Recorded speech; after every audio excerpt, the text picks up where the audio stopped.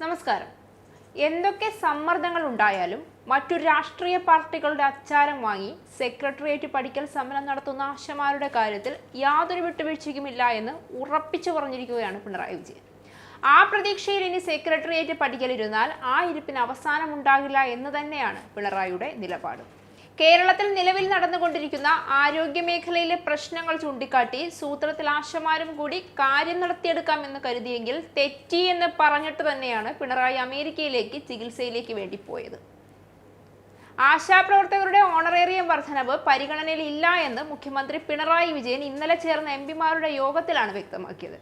പല ഘട്ടങ്ങളിലായി സംസ്ഥാന വിഹിതം വർദ്ധിപ്പിച്ചുവെന്നും കേരളം ആശമാർക്ക് നിലവിൽ നൽകുന്നത് 7000 രൂപയാണ് എന്നും മുഖ്യമന്ത്രി പറഞ്ഞു.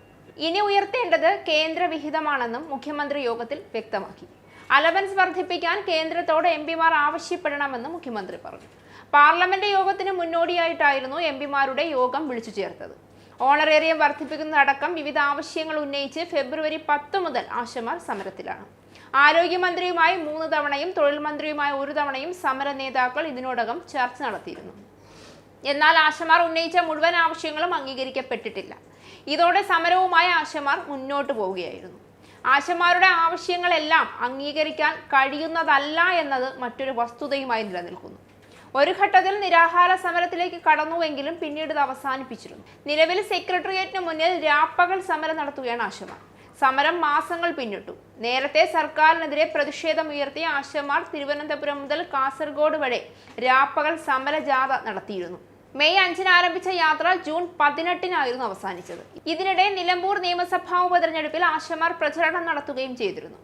ആശാ വർക്കർമാരെ കേന്ദ്ര സർക്കാർ ഒരു തൊഴിലാളി വിഭാഗമായി അംഗീകരിച്ചിട്ടില്ല എന്നും കേന്ദ്ര സർക്കാർ പ്രഖ്യാപിക്കുമ്പോൾ ഉണ്ടായിരുന്ന അതേ ഇൻസെന്റീവ് തന്നെയാണ് ആശമാർക്ക് ഇന്നും കേന്ദ്ര സർക്കാർ നൽകുന്നതെന്നും പിണറായി വിജയൻ നേരത്തെ തന്നെ വ്യക്തമാക്കിയിരുന്നു. എന്നാൽ കേരളം ആശമാർക്ക് മികച്ച ഓണറേറിയം നൽകി. ഏറ്റവും കൂടുതൽ തുക നൽകുന്ന സംസ്ഥാന സർക്കാരിനെതിരെയാണോ ഇതുവരെയും ഇൻസെന്റീവ് ഉയർത്താത്ത കേന്ദ്രത്തിനെതിരായാണോ സമരം ചെയ്യേണ്ടതെന്നും മുഖ്യമന്ത്രി ചോദിച്ചിരുന്നു. എന്നാൽ കേരള സർക്കാർ തന്നെ മുഴുവൻ ചെലവും നോക്കി കോൺഗ്രസ് പാർട്ടിക്കാർക്ക് വേണ്ടി ചാവേർ പോരാളികളായി രംഗത്തിറങ്ങിയിരിക്കുന്നവരെ നോക്കി വളർത്തണമെന്ന നിലപാടിൽ നിന്ന് അണുവിട വ്യതിചലിക്കാൻ ആശമാരും തയ്യാറായില്ല എന്നത് പിണറായി സർക്കാരിനെ വലിയ രീതിയിൽ ചൊടിപ്പിച്ച വിഷയമാണ്.